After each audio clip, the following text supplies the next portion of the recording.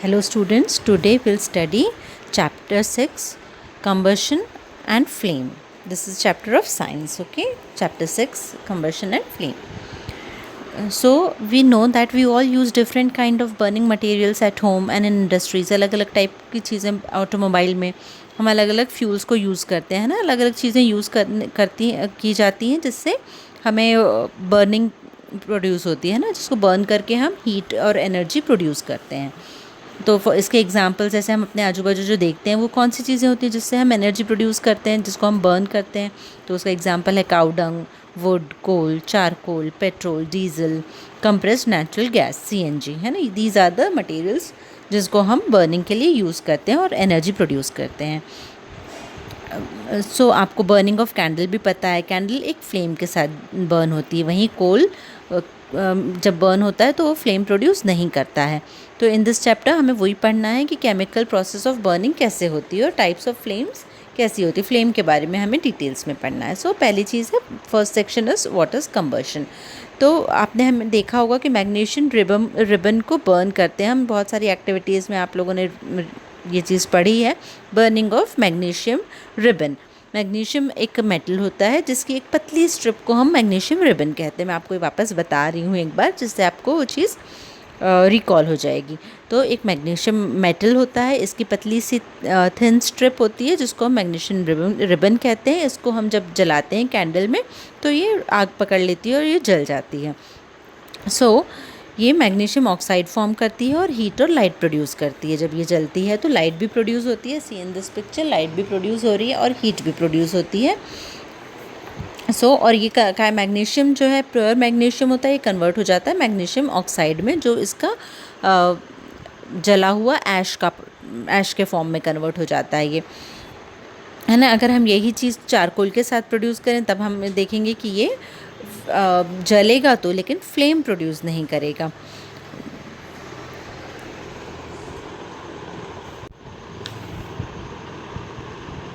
So charcoal burns producing carbon dioxide, heat and light. Charcoal भी burn होता है तो वो हीट एंड लाइट प्रोड्यूस करता है, लेकिन वो फ्लेम नहीं प्रोड्यूस करता है, और ये कार्बन डाइऑक्साइड गैस भी रिलीज़ करता है। तो जो भी प्रोसेस, ये जो प्रोसेस होती है जिसमें कोई भी चीज़ जलती है, दिस इज़ कॉल्ड कंबशन, और इसमें हीट और लाइट प्रोड्यूस होती है। This is called combustion. The substance that undergo, जो चीज़ें जलती है उसको कंबस्टेबल सब्सटेंस कहा जाता है, और इसको फ्यूल कहते हैं हम, कि ये एक फ्यूल है, क्योंकि कोई भी हम फ्यूल जलाते हैं तो हमें हीट और लाइट प्रोड्यूस करनी होती है। So this is a fuel. Fuel solid हो सकता है, लिक्विड हो सकता है, या गैस भी हो सकता है। Sometimes light is also given off during combustion, either as a flame or as a glow. यानी हर बार फ्लेम हो ज़रूरी नहीं है, वो एक शाइन, ग्लो भी प्रोड्यूस करता है, तो that is in the form of light. जैसे ऊपर के एग्जाम्पल, दैट मीन्स मैग्नीशियम और चारकोल कंबस्टेबल सब्सटेंसेस हैं, ये फ्यूल हैं। सो जब हम खाना खाते हैं तो उसमें भी हमारी food is broken down into oxygen, है ना। तो with oxygen and produce heat, ये हीट प्रोड्यूस करता है। यहाँ पे जब फूड ब्रेक डाउन होता है और हमें एनर्जी रिलीज़ करता है, राइट, एनर्जी रिलीज़ करता है और हीट भी प्रोड्यूस करता है। नाउ इन एक्टिविटी 6.1 आपको कुछ चीज़ें लेनी है। For example match stick, kerosene oil, ये आपको अकेले नहीं करना है, ये आपको समझना है बस अभी। एक्टिविटी 6.1 जिसमें आप मैच स्टिक ले रहे हो, केरोसिन ऑयल ले रहे हो, paper, straw, stone pieces and glass, ये सारी चीज़ें ले ली। ये मटेरियल हमने लिस्ट बना लिया। अब ये इसमें से कौन सी चीज़ कंबस्टेबल है, यानी ये जल जाती है, और कौन सी चीज़ नहीं जलती है, इतना ही है। जैसे would is combustible, like paper is combustible but iron nail is not combustible, kerosene oil is combustible, stone is not combustible, non-combustible, straw is combustible, charcoal combustible, matchstick combustible but glass is non-combustible. So ये चीज़ आपको पता है, या आपने observe किए, या ये छोटी छोटी चीज़ें जो आप डे टू डे लाइफ में ऑब्ज़र्व करते हो घर में। ये चीज़ें हम देखते हैं कि माचिस जलाई गई है, कभी हम पेपर जला रहे हैं, कभी वुड जलाया जाता है, तो हमें ये चीज़ें थोड़ी सी पता है, हमारे आजू बाजू होती हैं, तो आप ध्यान रखिएगा। नाउ एक्टिविटी 6.2, इसमें क्या किया है, ये एक बोर्ड लिया है, वुडन बोर्ड है, उसके नीचे दो ऐसी लंबी सी स्ट्रिप्स लगाई गई हैं सपोर्ट के लिए, जिसके ऊपर ग्लास रखा गया है। और यहाँ पे पहले कैंडल जलाई है और उसके ऊपर ग्लास उल्टा करके रख दिया गया है। तो यहाँ पे क्योंकि एयर जा रही है फर्स्ट वाले ए केस में, इसलिए ये फ्लेम इजीली जलती है और ये फ्रीली बर्न होती है ना, इसमें कोई प्रॉब्लम नहीं होता। बट सेकेंड केस में जब हम ये दोनों नीचे के सपोर्ट्स हटा देते हैं तो यहाँ से एयर जाने का रास्ता ब्लॉक हो जाता है। अब एयर तो है अभी ग्लास में, है ना, तो इसलिए क्या हो जाएगा, पहले कैंडल की ये फ्लेम फ्लिकर करेगी, थोड़ी सी हिलेगी, मतलब ऐसे फड़फड़ती है ना, वो वैसे होगी। फिर उसके बाद यहाँ पे स्मोक प्रोड्यूस होगा और धीरे धीरे ये कैंडल की फ्लेम, जब हम इसके ऊपर एक और कांच की प्लेट रख देंगे या कोई हैवी चीज़ रख देंगे, अभी क्या होता है एयर थोड़ी सी जा सकती है, एयर और इसके ग्लास का जो हमारा कांच का ग्लास है और जो नीचे का सरफेस है, इसमें जो थोड़ी बहुत भी जगह है वहाँ से थोड़ी बहुत एयर का इससे सपोर्ट मिल जाता है। बट अगर हम उसको टाइटली ऊपर से कुछ हैवी मटेरियल रख देंगे तो टोटली एयर बंद हो जाती है, सप्लाई ऑफ एयर, इसलिए फ्लेम क्या हो जाएगा, टोटली बंद हो जाएगी। एयर क्योंकि थोड़ी भी नहीं है, because air is not available at all. So हमने क्या देखा कि जलने के लिए एयर ज़रूरी होती है। जब भी कोई भी चीज़ कंबशन हो रहा है, कोई भी चीज़ जल रही है, तो air is important for that. Now in the sun heat and light are produced by nuclear reaction. You will learn in this higher classes. तो सन में भी क्या होता है, कोई चीज़ जल रही है जिससे हीट और लाइट प्रोड्यूस हो रही है, वहाँ पे भी कंबशन हो रहा है। नाउ एक्टिविटी 6.3, इस एक्टिविटी में क्या करना है, place a piece of burning wood और charcoal on an iron plate और tawa, cover it with the glass jar और टम्बलर और transparent plastic jar. Observe what happen. तो अब उसको हमने कोई भी बर्निंग वुड लिया, उसके हमने तवा या प्लेट, आयरन प्लेट कोई भी चीज़ पे उसको रख दिया है।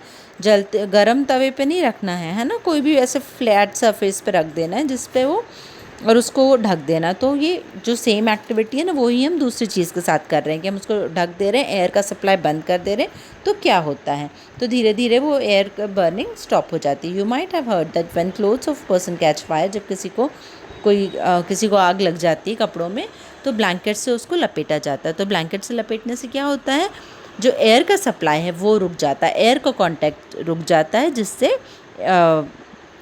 फायर स्टॉप हो जाती है, बर्निंग रुक जाती है।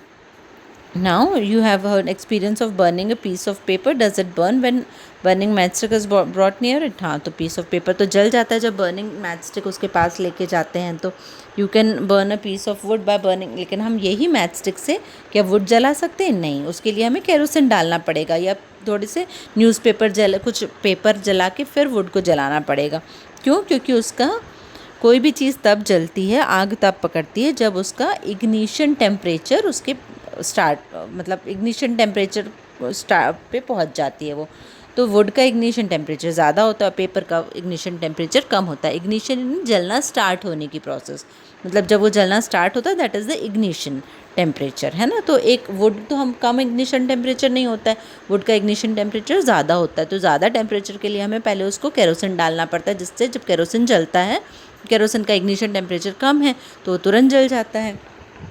तो जब वो तुरंत जलता रहता है तो धीरे धीरे वुड का टेम्परेचर इंक्रीज़ हो जाता है और वो अपने इग्निशन टेम्परेचर पे आ जाता है, जिससे इट विल स्टार्ट बर्निंग। अब समर्स में देखो, समर्स में फॉरेस्ट फायर हमेशा होती है। क्यों होती है फॉरेस्ट फायर? क्योंकि टेम्परेचर बहुत बढ़ा हुआ रहता है और ये सारे वुड्स जो एकदम ड्राई हो जाते हैं, तो जो सूखी पत्तियाँ वगैरह ना, सनलाइट से ही हीट, उसका इग्निशन टेम्परेचर स्टार्ट हो जाता है और वो जलने लगती हैं सूखी पत्तियाँ। और आसपास, क्योंकि सूखी पत्तियाँ बहुत रहती हैं समर्स में और आसपास का टेम्परेचर भी बढ़ा हुआ रहता है, जिससे जो सूखे पेड़ हैं छोटे, पहले छोटे छोटे पेड़ कैच करेंगे फायर, और धीरे धीरे, क्योंकि वहाँ पे तो कोई रहता नहीं टू स्टॉप द फायर जंगल में, इसलिए फिर वो पूरा फॉरेस्ट कैच कर लेता है ये ऐसी फायर्स को, और फायर स्प्रेड हो जाती है। Now the history of matchstick. Matchstick कब से 5000 ईयर्स से हम उसको पहले बनाई जा चुकी है। तो पहले क्या किया हुआ था, पाइन वुड में सल्फ़र डिप करके उसको यूज़ किया गया था। एंशंट इजिप्ट में क्या पाइन वुड था, वहाँ पे सल्फ़र में डिप करके उसको यूज़ किया गया।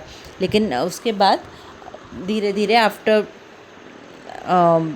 जब मैचस्टिक बनी आफ्टर अबाउट 200 ईयर्स अगो, तब क्या हुआ, उन्होंने क्या लिया, एंटीमनी ट्राइसल्फाइड लिया, पोटेशियम क्लोराइड लिया, वाइट फॉस्फोरस लिया, थोड़ा ग्लू और स्टार्च लिया, जिसको tip of the match stick पे अप्लाई किया और फिर उसको किसी भी रफ़ सरफेस पे उसको स्ट्रक करके उसको इग्नाइट करते थे या जलाते थे। तो that is because of friction उसमें वो आग पकड़ लेती थी, क्योंकि वाइट फॉस्फोरस था जो कि बहुत ही जल्दी आग पकड़ लेता है। सो ये डेंजरस था, जो बना रहे थे, मैन्युफैक्चरिंग कर रहे थे उनके लिए भी और जो यूज़ कर रहे थे उनके लिए भी। इसीलिए नाउ अडेज़ क्या करते हैं कि सिर्फ पोटेशियम एंटीमनी ट्राइसल्फेट और पोटेशियम क्लोराइड से बनाई जाती है मैच स्टिक की टिप, और जो हमारा रबिंग सरफेस है उसको बनाया जाता है पाउडर्ड ग्लास से, और उसी में थोड़ा सा रेड फॉस्फोरस ऐड करते हैं जो कि कम डेंजरस होता है। इसलिए जब वो मैच स्टिक को स्ट्रक करते हैं उस ग्लास पाउडर्ड ग्लास पे और रेड फॉस्फोरस पे, तो वो रेड फॉस्फोरस कन्वर्ट हो जाता है वाइट फॉस्फोरस में, और वो इमीडिएटली रिएक्ट कर देता है पोटेशियम क्लोराइड से इन द मैच स्टिक, और इस तरह से इग्नाइट हो जाती है वो और कंबशन स्टार्ट हो जाता है। We find that combustible substances cannot catch fire as long as the temperature is lower than ignition temperature. जब तक ignition temperature कम है, जैसे कुकिंग ऑयल है उसमें तो आग नहीं पकड़ती है, लेकिन अगर हम उसको जलाएं दिया और बाती में दिया में डाल के अगर जलाते हैं वही सरसों का तेल, तब वो आग पकड़ लेता है, क्योंकि वो कंबशन टेम्परेचर पे इंट्रोड्यूस किया जाता है। हम उसको किसी पैन में रख के जलाते हैं, है ना, जैसे केरोसिन भी है, वो तुरंत तो फायर नहीं कैच कर लेगा। जब उसको जलाया जाएगा, जब उसका इग्निशन टेम्परेचर पे हीट किया जाएगा, then only it will catch the fire. ऐसे ही एक्टिविटी 6.4 है, इसमें देखो पेपर कप लिया हुआ है, ये फ़िल्टर पेपर लिए हुए हैं, 2 पेपर कप्स ऐसे फोल्ड करके बनाए हैं और दोनों को फ्लेम के ऊपर रखा है। एक में पानी भर के रखा है, एक को खाली ही रखा गया है। तो जो खाली वाला है वो कैच, तुरंत उसमें कंबशन स्टार्ट हो जाएगा, इग्नाइट हो जाएगा वो। और जो सेकेंड वाला है, इनफैक्ट जो फर्स्ट वाला जिसमें वाटर इज़ फिल्ड, वो नहीं जलेगा। कब तक नहीं जलेगा? जब तक पानी उबलने नहीं लगता। पानी हम इस तरह से उबाल भी सकते हैं। Don't do this, okay, try to do this experiment, क्योंकि पानी गर्म होता है, आपका हाथ जल भी सकता है और कैंडल भी जली हुई रहती है। तो do not try this, just understand this कि अगर पानी है तो इग्निशन टेम्परेचर ऑफ पेपर नहीं पहुंच पाता है उस पेपर का इग्निशन टेम्परेचर पे वो पेपर, इसलिए वो जलता नहीं है। हालांकि दूसरा जिसमें पानी नहीं है वो तुरंत फायर कैच कर लेता है, क्योंकि उसका इग्निशन टेम्परेचर वो अटेंड कर लेता है ना।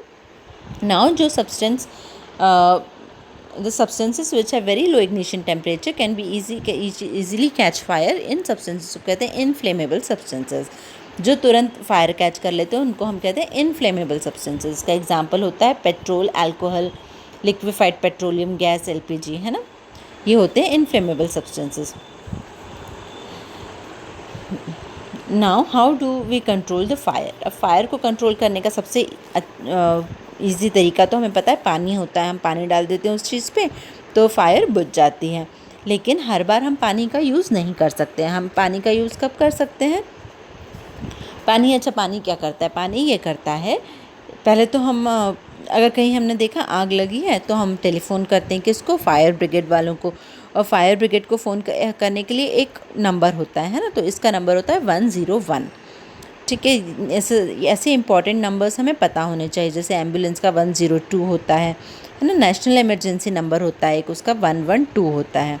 ऐसे चिल्ड्रन इन डिफ़िकल्ट सिचुएशन है तो उनके लिए भी एक नंबर है हमारी कंट्री में जिसका नंबर है 1098। तो these are the important numbers. ऐसे ही फायर ब्रिगेड का नंबर होता है 101। तो अगर कहीं पे भी फायर है तो उसमें हम पानी डाल के उसको बुझा सकते हैं।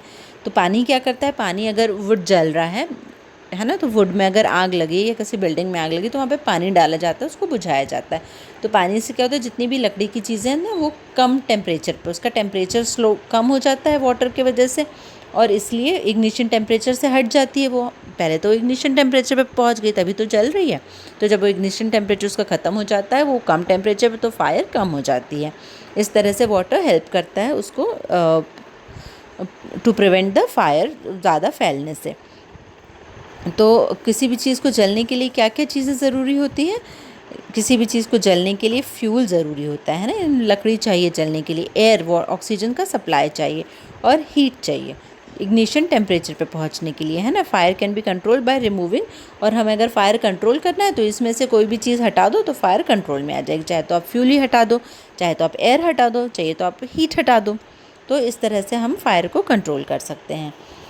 एक से दो हम अगर दोनों तीनों ही चीज़ें कंट्रोल कर सकें तो सब कर लो।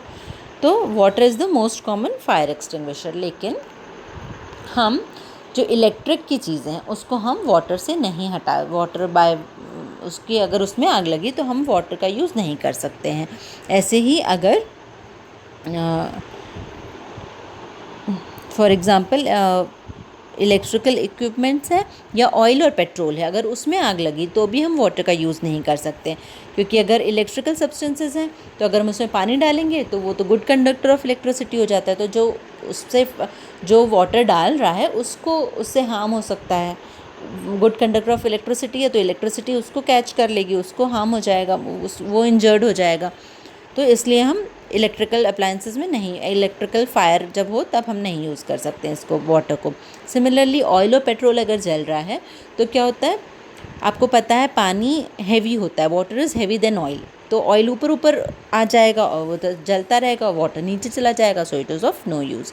सो in this case, in these both cases we use carbon dioxide as fire extinguisher. Carbon dioxide क्या होता है, हैवी होता है ऑक्सीजन से, इसलिए वो ऑक्सीजन, ऊपर ऑक्सीजन है उसके नीचे वो एक ब्लैंकेट फॉर्म करता है कार्बन डाइऑक्साइड का।